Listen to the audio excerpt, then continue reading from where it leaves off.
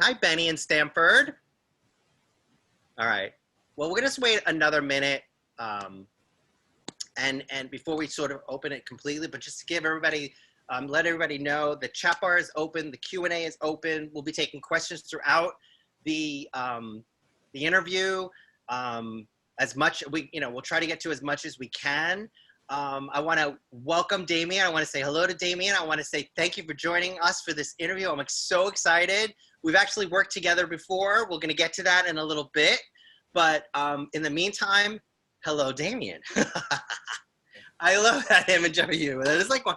I love, and we're going to have to talk about that craft knife because there's a story behind it, right? Oh, yeah. Remind me later if we don't get it to it. But why don't we just get right to it? Like, tell us a little bit about yourself. Who are you? Where did you come from? Where did you go to school? Yeah, so my name is Damien Webb. Middle name James. I go by Damien James Webb on all social media. I originally come from Edmonton, Alberta in Canada. That's where I grew up. That's where I went to school. I went to university for theater production, as well as a number of other things. Right. That's going to be a big, we're going to touch upon that because from what I understand, you went to school for theater arts, specifically theater set design, right? Yep. But go back a little before that. Were you doing art growing up? What was your experience around art? Yeah.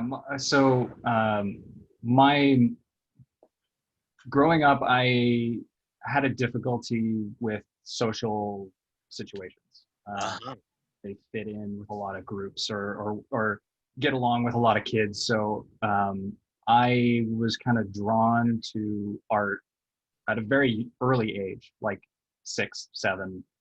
I would draw little characters or build little decoupage things or stuff like that. I did a lot of Lego stuff and connects. Like I was very creatively minded, and my mom saw that and supported that to the best of her ability. She would take me to craft days, and she would take me to art gallery and put me in art classes. And I, at one point, I was even at a school that specialized in fine art, at like a junior high that specialized in fine art. Yeah. So it's always been a part of me growing up. And you were encouraged at an early age, which is awesome. And not everybody gets that encouragement and that, that experience and that, that push to go and do what you love to do. So were you loving it? Like loving it? Yeah, no, it was something that really helped me focus. So I have a learning disability. I have Asperger syndrome. So it's like a high functioning form of autism.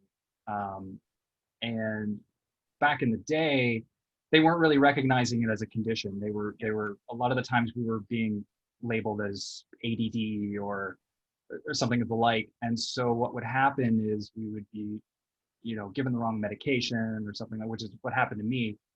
And it turned me into a completely different person. And my mom was like, nope, not happening. And took me off the meds and realized that the art and focusing on the art was actually something that helped me, pigeonhole a little bit and actually put a lot of effort into one thing. So we took off with that as much as we could. That's incredible. That's incredible. I did not know that. So you went to college for art though? Yeah. Yeah. And specifically theater, what was that? Theater at one point. Say that again? I wasn't going to at one point. My life took a drastic turn at one point. So in high school, I took architectural design in high school for the 3 years in high school. And that was kind of really what started it. I liked the model making and I liked the design aspect of everything there. And graduating high school, I was going to be an architect. I was going to go into university immediately afterwards and do architectural design, but I couldn't get my sciences I couldn't get my calculus, like because of my learning disability, I couldn't get the right grades. And so I was super depressed. I wasn't getting into school. I was in a bad moment of my life. And funnily enough, my birth mom, because I'm also adopted, many layers. Yeah. So when we found out that, oh, I'm probably not going to be doing what I want to do, my birth mom was in theater. Like she was a seamstress in theater, and she did a program through Red Deer and was very supportive of the arts and stuff like that, and gave the suggestion to my adoptive mom, hey, why don't you, put him into theater, right? I had done a little bit of acting in high school and in junior high, and he wants to do this design stuff. He wants to be technical. He's very hands-on. This might be a good fit. And so I applied to go to Grant MacEwan University, which is the picture you're seeing now. Yeah. And I was able to do theater production, like backstage production work. Right. I didn't know that you were dabbling in architecture before. That's another thing I would remind me to get to, because I want to ultimately get to the intersections between theater design and now architecture, which I didn't know, which I know is a huge part of all of this, and the miniatures. And lock. And what? I was a locksmith. Oh, and a locksmith. Okay, right. All right, I'm overwhelmed already. All right, so what are we looking at? So these are photos from when you were in doing theater work in college? Yeah, so this was university. This was a show called Little Me. And in this specific show, this was designed by one of the staff members, like one of our professors. And okay, sorry, I'll back up here. Every year, we would put on 3 shows, basically. So there's a practicum aspect to our book learning. And that would happen, it's like a full-time gig. You would go to your classes during the day and then do the practicum in the afternoon, evening, and you're building a show while you're learning how to build a show, basically. Mm-hmm. So it's very hands-on. This particular show was designed by a staff member, a professor of mine, and he just gave us a basic design model and said, here you go, I want you to build this. No drafting plans, no build plans, nothing. So I was the technical director chosen for this show, which means I got to flex my drafting muscles that I learned in high school in architecture program. Right. So I actually I took his design and I drafted and I figured out all of the cuts and all of the materials that I need. This is all built out of square tube steel. And it's all welded together with plank floor and everything. And this was like a ridiculous amount of work. But you did it. So for where I was in school and for the kind of knowledge I had, it was like way out of my depth. But I did it, and you did it. You were like thrown into it, and you did it. Is this another theatrical set design from school? Yep. So this is another one from the same university, and it was actually this show that kind of made me realize I loved theater. I was on the paint crew for this show, and it's hard to tell in this photo because it's from 2008 and it was taken with potato. But the floor is actually painted like marble. Okay. Like a super crazy finish on it, and all those lines that you see on the floor are actually like gold, almost like a gold leaf paint treatment. Yeah. Super crazy paint treatment for that floor. And I was on an overnight crew painting that floor, and we were putting the top coat on it, and I was alone in the theater at 3:00 in the morning with the fumes of top glaze coming into my face, and I'm just like, this is it. This is I love this. This is where I want to be. Yeah, I never want to do anything else ever again. And right. It was great. But you did end up doing something else. Yes. So the question is, how how, how did you get from this place of theater design? And we're gonna make this, we're gonna bring this all back full circle, because I know that's what you're doing today and that's what you love to do. But clearly something happened where you moved over to doing miniatures, and how did that happen? And what are we looking at? Because this is one of the pieces I think that sort of, at least from where I stand, this is what I see when I think of you and your work.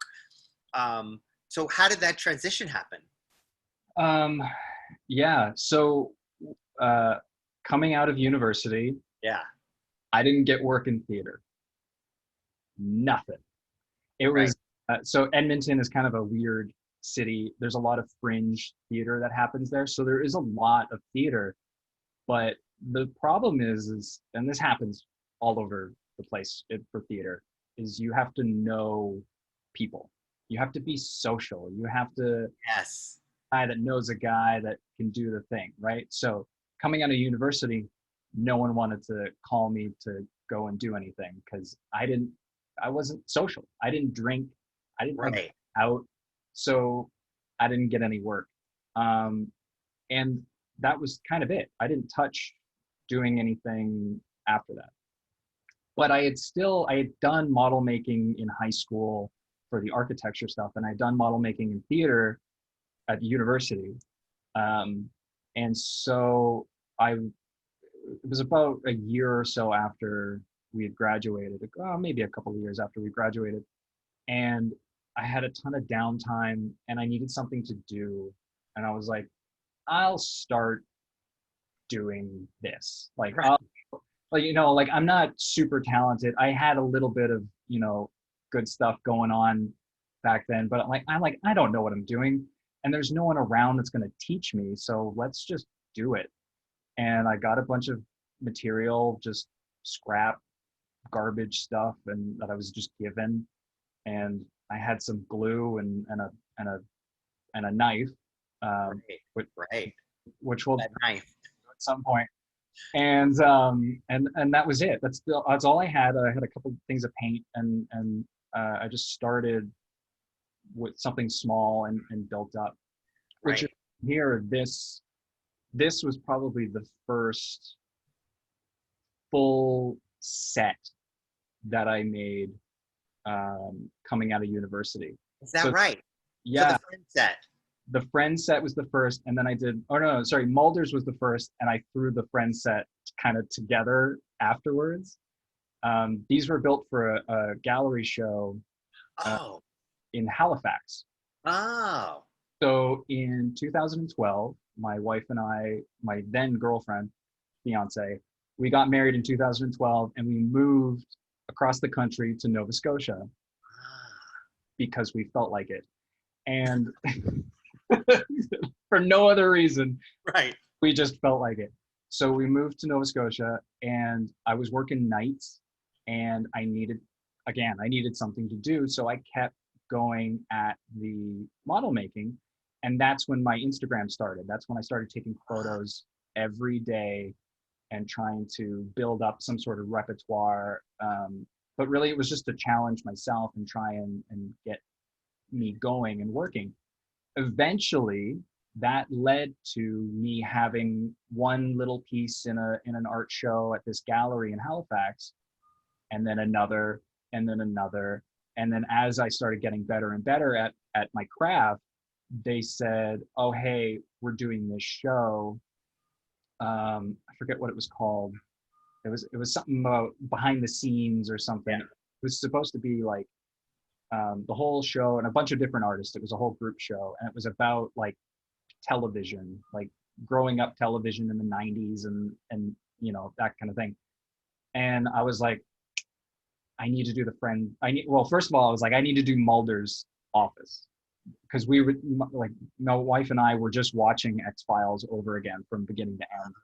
And so it was like in my brain, I was like, oh, this is great. I could do Mulder's office. I could build it like a set, and there could be, so like in some of the photos and some of the videos, you'll actually see there's like a little craft services table in behind the set. I don't know if you can see it in this video.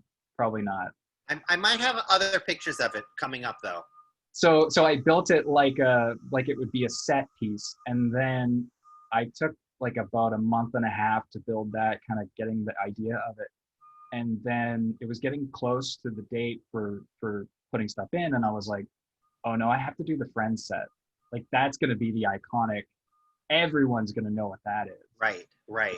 It's that punch. It's that purple, and like everybody recognizes it. I have to do it, and I whipped it out in probably like 2-3 weeks. Really?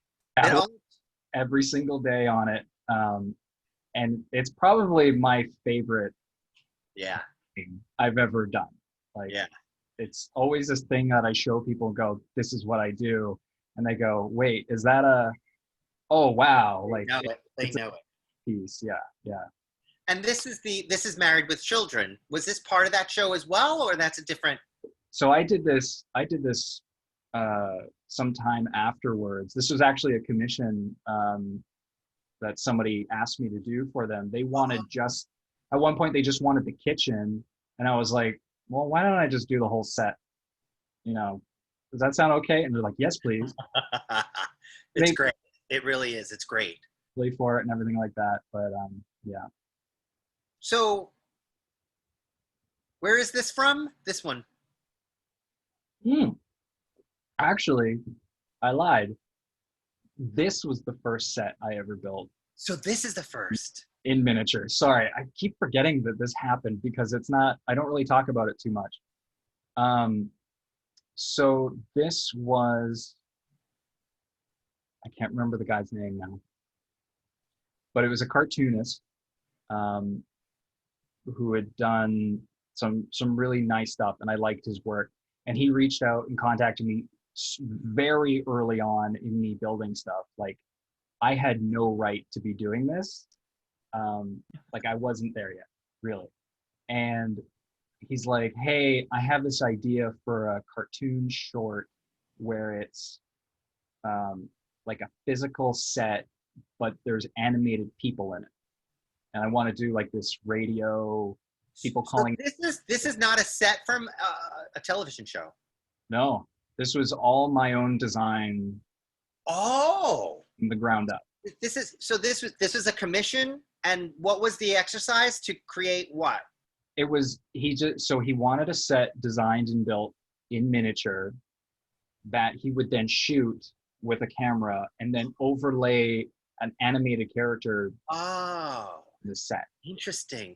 So all these are movable and interchangeable, and I actually made it like a shoebox, like all four sides. You can take sides down and shoot from any angle. So what had this guy seen of your work before commissioning this? Because we're going to get to your signature style, which is really clear in this piece. And you're saying this is one of your first pieces. So yeah. What? But it is very distinctive. It's very unique. It's very, it's quirky. Is one of the words I can use. What would you call it? What would you call your own signature style? Oh God.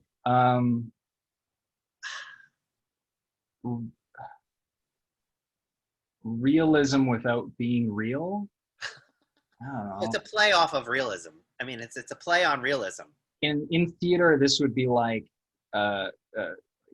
you're trying to provide a silhouette of the thing, right? So it's not perfect, it's not exact, it's not highly detailed, but it gives the idea of the thing, right? There's detail in this and stuff, but you look closely and you're like, oh, that's okay, that's not really what it looks like, but I get the idea of it, right? Right, but there's something that transitioned you over to art. Yes. And there isn't a word for it, I don't know, but to your point, like, yeah, I could make something to make it look like it's going to ultimately be something, and it doesn't have to be perfect, but you wouldn't call it art. You'd call that a mock-up. This is not a mock-up. This is a piece of art. So, maybe it's the coloring or the sizing. It's not a pure miniature, as the miniaturist would say. It's something in between. It's quirky. It's fun. It's whimsical. It's It's been difficult because a lot of the times, like, I don't know how to characterize my work. Like, do I call it art? Is it capital A art, or is it craft? Which isn't a bad thing, but like when I want to try and be, seen and respected as an artist, and someone looks at it and go, "Oh, it's made of paper and Right. paint." Oh, okay. So it's like you do this as a fun thing. I'm like, Right. no, this is a legitimate thing, and I put a lot of effort and work and Right. I just think if you have to explain it, then it's not worth explaining. If people either need to get it or they don't, and then you move on because you can't waste your time with people who don't get it. You no. can't, especially when you're talking about art. Yeah. All right. So that's great. I didn't know that was. I did not know that was one of your first pieces. Yeah. I love it, and I didn't know it. I didn't realize it came from completely. I didn't know if this was a set or what. Yeah, I this love is the first thing I designed, like ground up, all the pieces, all the props, everything. Well, why don't we take a question?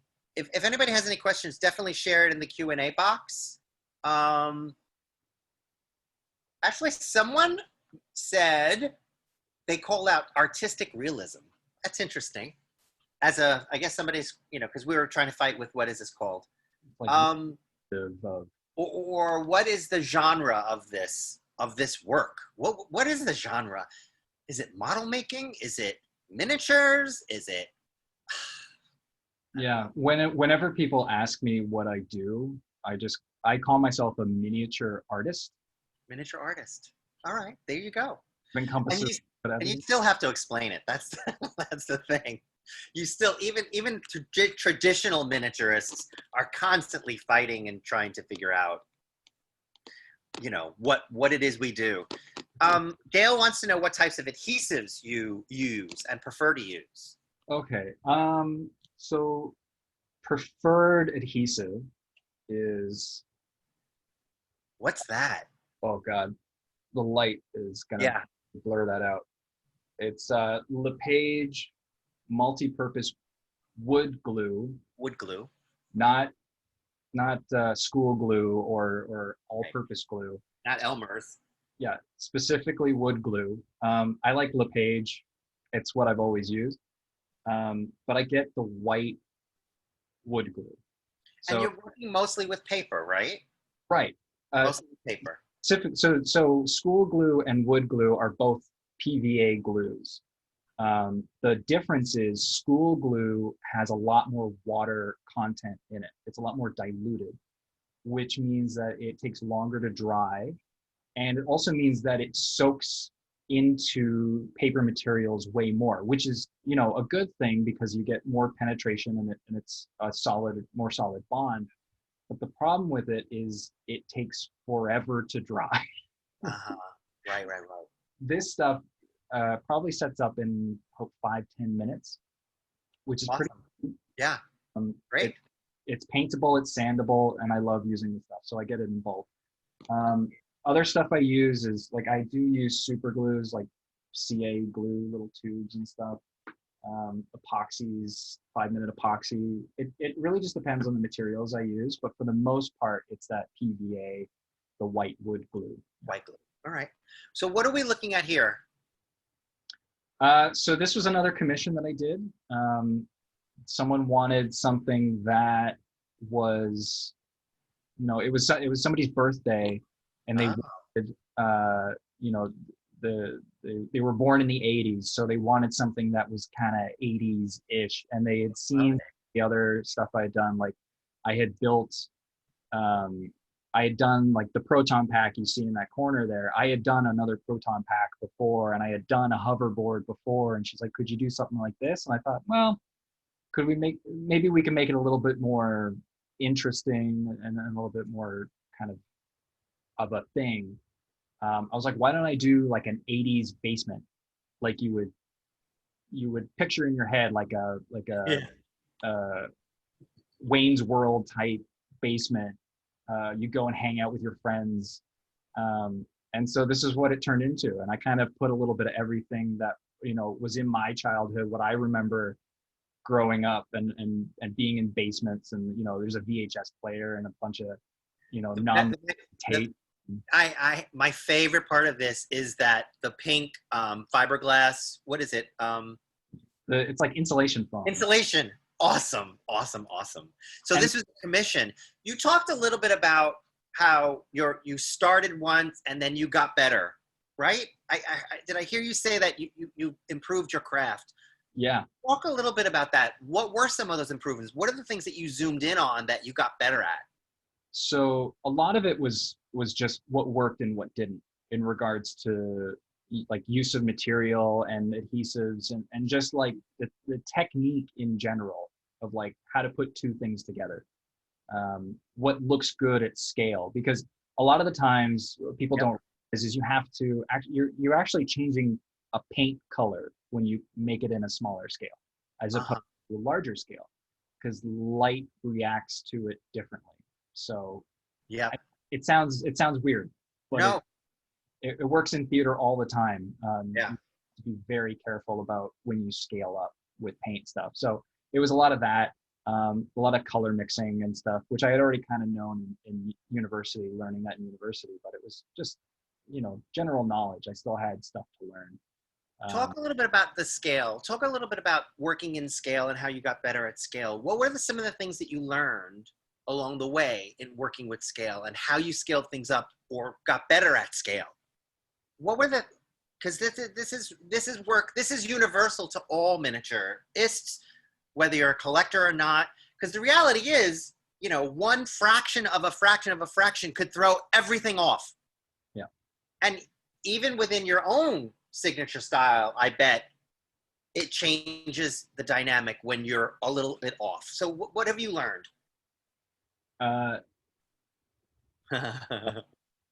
What I learned Yeah. and what works for me Yeah. is I don't work to scale.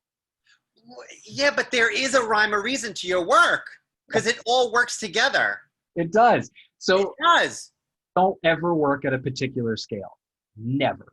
Unless I have to, right? So unless I'm building something for a set that has to be 1/12 scale or something like that, I never work to scale. I just build it to how it will look. And if it looks right, I go forward. So this basement that you worked on, what was the first thing you did in your head when you were planning this? So for this, it was the walls. The walls. So it was like, okay, what kind of footprint do I want to make? What's the general layout I want to try and accomplish here? And then how high do I want the walls? And generally what I end up doing is I'll make them a little taller than you would think. So like most ceiling heights are, in a reasonable building, 10 feet, right. maybe 8 feet and lower ceilings.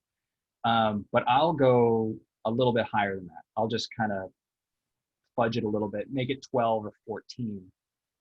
And what that does is gives me a little bit more real estate to work. And it also kind of does this weird scaling that happens.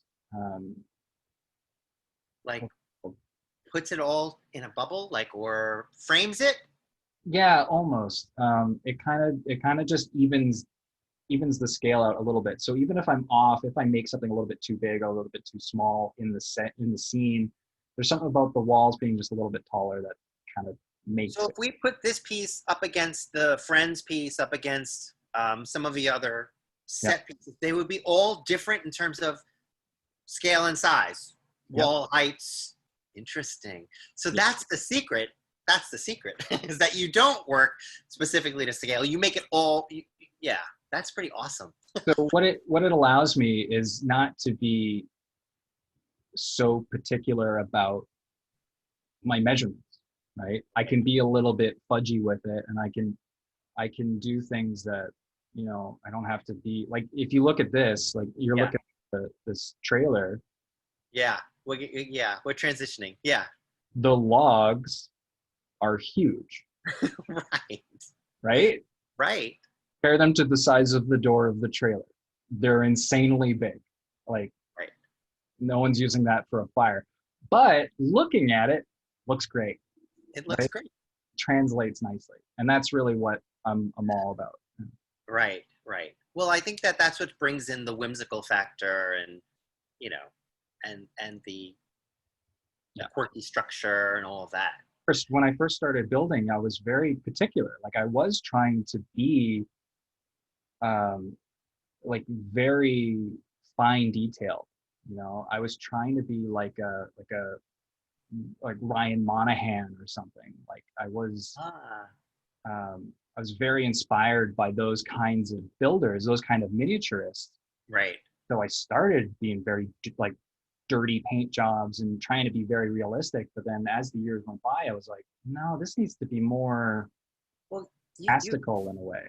you found yourself. That's the artistic journey, is when you find that sweet spot, that where you're able to create what you want to create that works to the viewer. So that's awesome. That's just great. I mean, yeah. So that it's interesting that you pointed out the difference in sizes. I would not have. That's not where my eye would have went. But now that you pointed out, it's like, yeah, of course, they're so out of scale, and yes, that's what makes it so awesome. So was there a point, like, because you were doing these structures and these are more individual pieces, where did that come from? These kind of started more I had done the full sets, and I'd always kind of done little vignette things. I did a whole series of painted rocks that were like people, and I put them in little scenes. We're going to get to those. I have some pictures of those. I'm sure you will. So I was doing those, and I was kind of, slowly and slowly I was getting farther away from the whole big set. And this allowed me just to do kind of funner little kind of quirky things. Yeah. And that's about around the time when I built the home for the bad pictures. Right. We're going to get to that too. But you also did another piece, which I think of you when I see, which is the Up House. Yeah. How did that come about? And was that in a specific show? Did you do it specifically for a show? I did. So after doing those two sets for that show at that gallery, a couple months later, they called me and were like, hey, we want to give you your own art show. Perfect. Which was crazy to me. Yeah. I was early 20s. I had no reason or right to be an artist. No formal training, nothing. And this gallery was like, hey, we want you to put art in a room. I was like, I had no idea what I was doing, but I said yes. And for the next few months, I was like, okay, here's the theme. The theme was kind of like a getaway or like escape in some way. So every piece was about escaping. They weren't very cohesive, but the Up House was one of the very early ideas I had. I had all of these little foam balls, just sitting in storage, and I looked over and I saw them. I'm like, oh, I need to do an Up House. So that was the inspiration. Yeah, and and I just started from there. How many pieces did you do for that show? All in all, I think it was a little over 20. 20 pieces. Some of them were previous designs that I kind of fluffed up a little bit and to put in the show, but I think I had about 16 or like 15, 16 like brand new stuff that went into that. Crazy. That's a lot. That's a lot. I'm scrolling through some more of your work, and something that strikes me is the colors that you use. Not only the structure, shapes, and quirky edging, but the coloring, which is pretty awesome. Yeah. But you also do some pretty offbeat stuff. I mean, I don't know what is this. I wanted to share the breadth and scale and scope of your work. And the bizarrety. Is that a rock? What is that? So long story, trying to make it short. Um, a coworker of mine at one point thought, or she was tripping over a rock Ah, going into work, and she had done it a couple times in a row, and was like, "That rock, man, it's out to get me." And we kind of built a little joke off of it, and I was like, "I, I'm gonna build a little rock for her." oh, And it's what I ended up doing was I made a little fedora and uh, glasses and a nose and a little newspaper and glued them onto a rock and then put it on her desk so that it was like a little secret agent, like spying on her. And that it spiraled out of control into doing more and went more. too fast. I had some additional images of the rock, but it's later in the presentation. But it all started at that's how it started, is what you're saying. And so then I did an entire series of what I called Rockefellers, where they were, I know, and then where they were like different characters. So I had like a mom and a dad and a son and a daughter and like an aunt so the hula girl that you saw there, Oh, that was a hula girl. that was a girl. She had a little coconut bra and a little grass skirt. Yeah, there she is. So what's interesting about this is that my wife and I were on vacation in Hawaii with my family, and this rock is actually a volcanic rock from the beach of Hawaii. Oh, there you go. I brought it home, and of course I had to make it a little hula girl, and that was a gift for a friend of ours. So, I love it. I love it. I'm just scrolling through some of the other work, but I want to mention the badass piece that you did, which is one of my all-time favorites, obviously. Just so you guys know, I had a show in my gallery called Badass Miniatures, and this is the piece that Damien did for that, which is I think this really encapsulates everything. I mean, you've got the set design, you've got the car, you've got the quirky structure. It's just awesome. It's an awesome piece. yeah, I love How long it. did it take you to make this piece? Do you remember? This was again about a month or so. This was at a time where I could actually work every single day, Right. so I was a lot of hours into it. But yeah, it took about a month, Awesome. working a couple hours a day. Yeah. This is a little bit of a close up, so you get in this like a whole room happening. There's the rocks. What? So wait, what is the story? What is the story about the knife?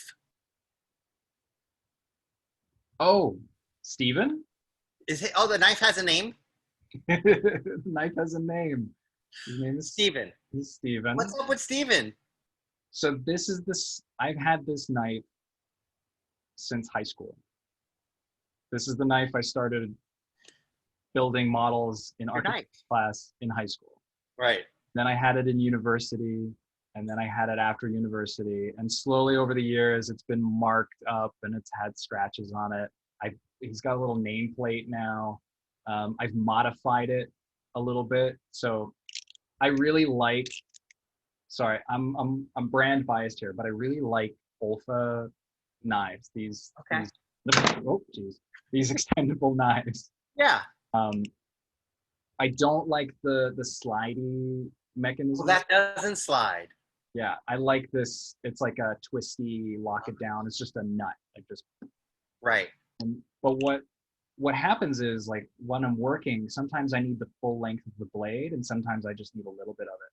So I epoxied a little binder clip to it so that I can turn it with my thumb. Ah. People think I'm insane. I just think it's crazy that you named it, but that's great. He's my partner in crime. Like I love it. All right, let's see if there's any questions we could take. Oh, this is an interesting question. Have you ever thought of making your own animated movie or kid show using your colorful and quirky sets? Yes. Yes. All right.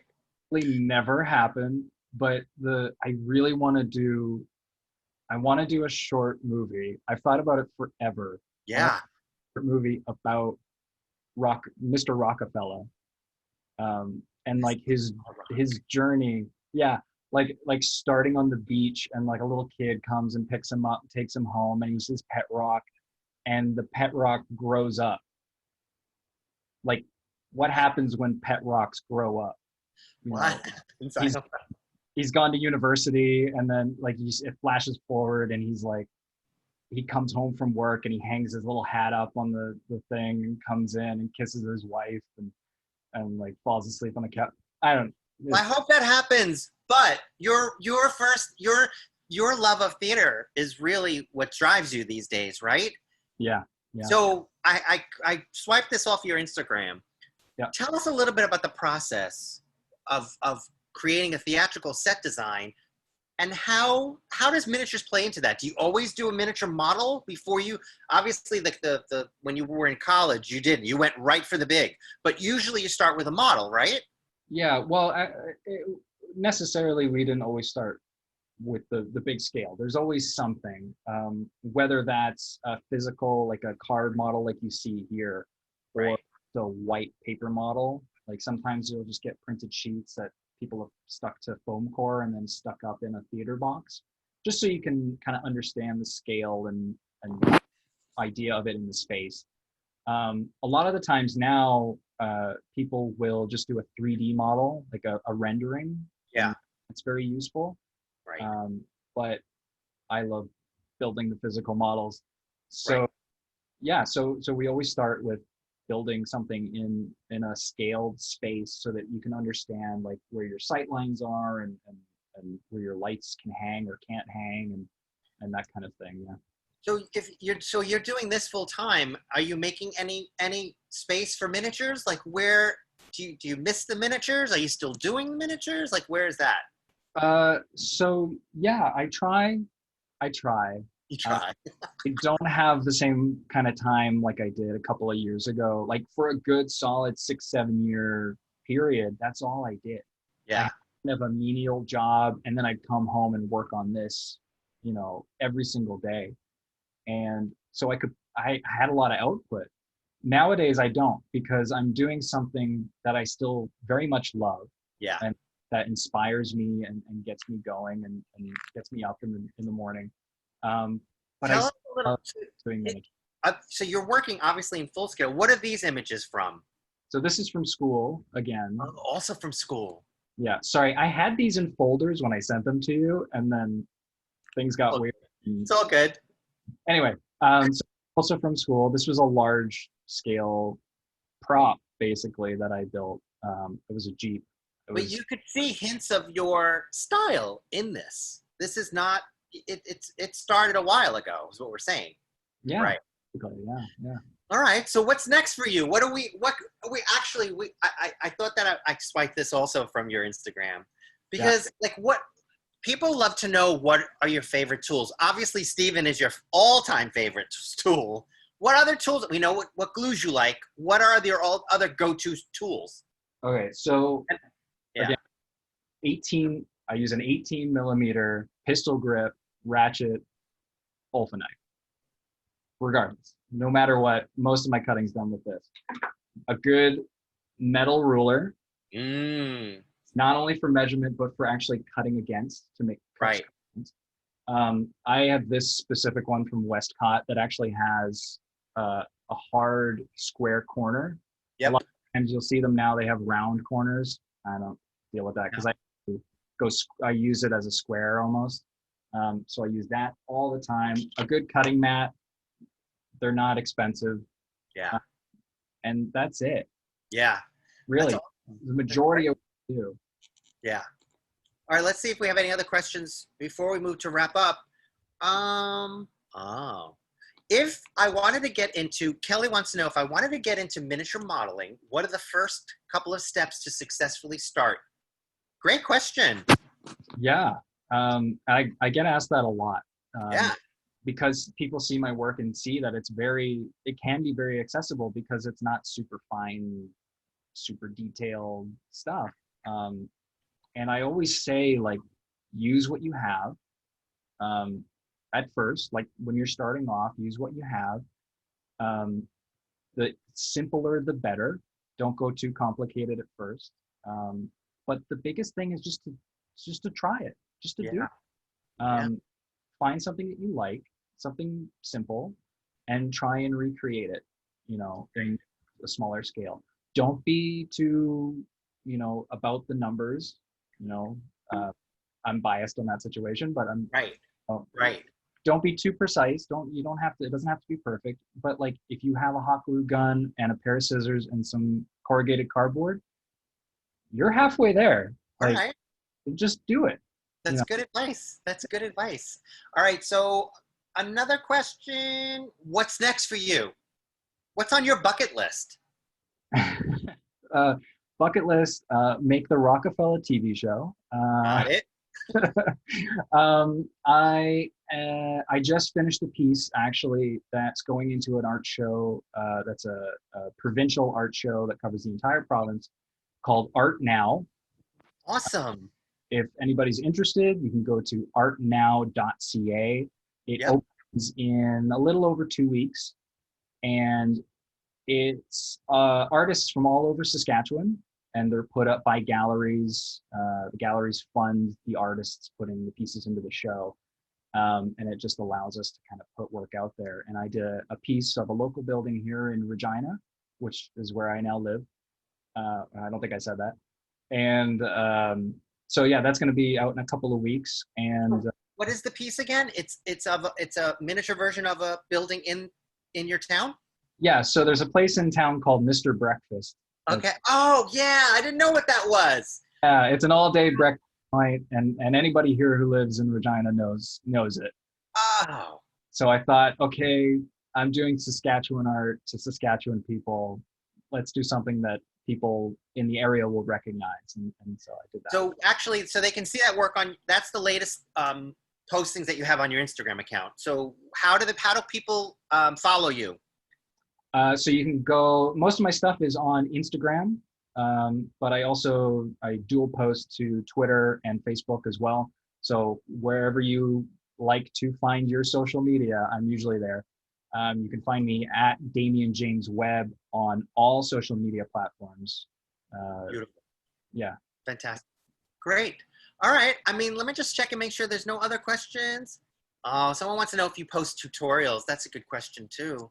So I dabbled a little bit. I think I'm going to try and do more. I'm going to try and do some more short form 1-minute videos that I'll post to Instagram and YouTube. I have a YouTube channel as well that has some older videos on it. If Yeah. Yeah, so I want to try and do some short form tutorial style videos coming up. So stay tuned for those. I think that's great. I think people would love that. I know I would love to see that. All right, cool. Damien, thank you so much. This has been awesome. And I really enjoyed talking with you. So yeah, thank you very much. And everybody have a great day. Thanks for joining us. Thanks, Damien. Take care. Bye.